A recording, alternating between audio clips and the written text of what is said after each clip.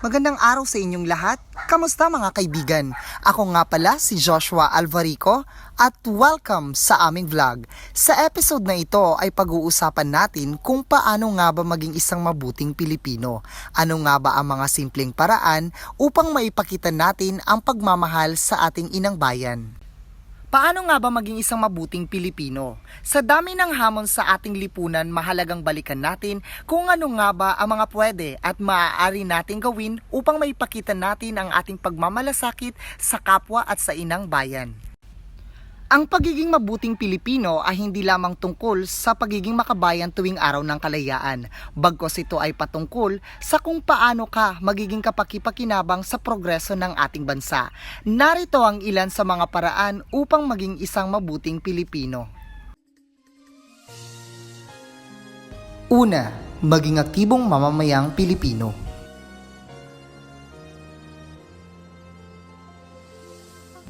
Ang isang mabuting mamamayang Pilipino ay mulat sa mga kasalukuyang pangyayari at aktibong nakikilahok sa mga programa ng pamahalaan na naglalayong paunlarin ang bansa. Sa simpleng paggamit ng iyong karapatang bumoto, ikaw ay nagiging isang aktibong mamamayan. Pagdating sa pagboto, pantay ang karapatan ng mayaman at mahirap. Ang bawat Pilipinong nasa tamang edad ay may pagkakataong pumili ng tamang pinuno ng Pilipinas na tunay na tumutulong at nagmamalasakit sa mga Pilipino. Pangalawa, pag-aralan ang kasaysayan ng Pilipinas.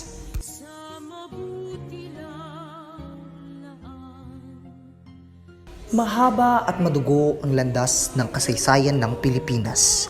At sa pamamagitan ng pag-aaral at lubos na pag-unawa sa mga kaganapan sa kasaysayan ng Pilipinas, malalaman mo kung bakit mahalaga na mahalin mo ang iyong bayan ng buong puso, tumulong sa mga kapwa Pilipinong nangangailangan at kilalanin ang pang-aabuso sa kapangyarihang pampulitika.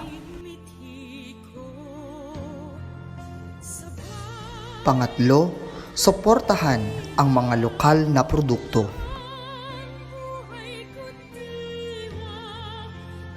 Kapag bumili ka ng mga lokal na produkto, hindi mo lamang sinusuportahan ang mga lokal na tagagawa at negosyante, kung hindi pinapalakas mo rin ang lokal na ekonomiya. Paano ito nangyayari? Mas mataas ang pangangailangan sa mga lokal na produkto. Sa gayon, kakailanganin ng mas maraming empleyado ang mga lokal na negosyo na magbubukas ng mas maraming oportunidad sa trabaho. Ang mga negosyante rin ay mag-i-invest sa loob ng bansa at mas malabong lisanin nito. Ang pagsuporta sa mga lokal na produkto ay nagpapakita rin ng ating pagiging malikhain, makabago at mapamaraan.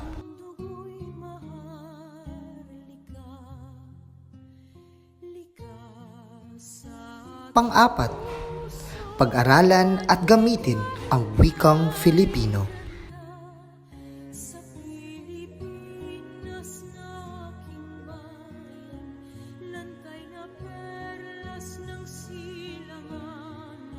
Ang kasaysayan ng wikang Filipino ay kasing haba at hirap ng kasaysayan ng Pilipinas. Binigyang diin ni Jose Rizal ang kahalagahan ng paggamit ng pambansang wika bilang paraan ng pagpapakita ng pagmamahal sa sariling bayan. Ang pagsasalita ng Filipino ay nagsisilbi ring natatanging pagkakakilanlan ng pagiging Pilipino.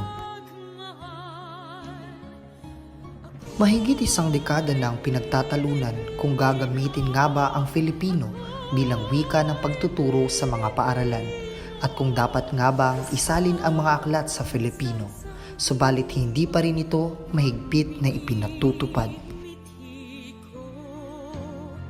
Ikalima, huwag magpakalat ng pekeng balita at maging demokratiko sa pakikitungo sa hindi pagkakasundo. Sa panahong ito, nakita natin kung paano nagbigay ng maraming posibilidad ang internet para sa mga tao, mabuti man o masama.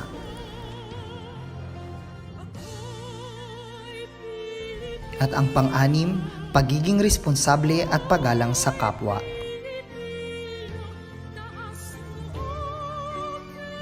Bilang mga Pilipino, kailangan nating sumunod sa mga batas tulad ng tamang pagtawid sa pedestrian lane, pagsunod sa mga batas trapiko, at higit sa lahat ang pagtatapon ng basura sa tamang lugar. Ang paggalang sa kapwa ay isa sa mga bagay na dapat ating isinasabuhay. Ang simpleng po at opo, pagiging magalang sa nakatatanda at paggalang sa opinyon ng iba ay nagpapakita ng ating tunay na pagkatao. At yan ang ilan sa mga paraan kung paano maging isang mabuting Pilipino. Nawa may natutunan kayo sa aming video. Sa muli, maraming salamat at mabuhay tayong mga Pilipino.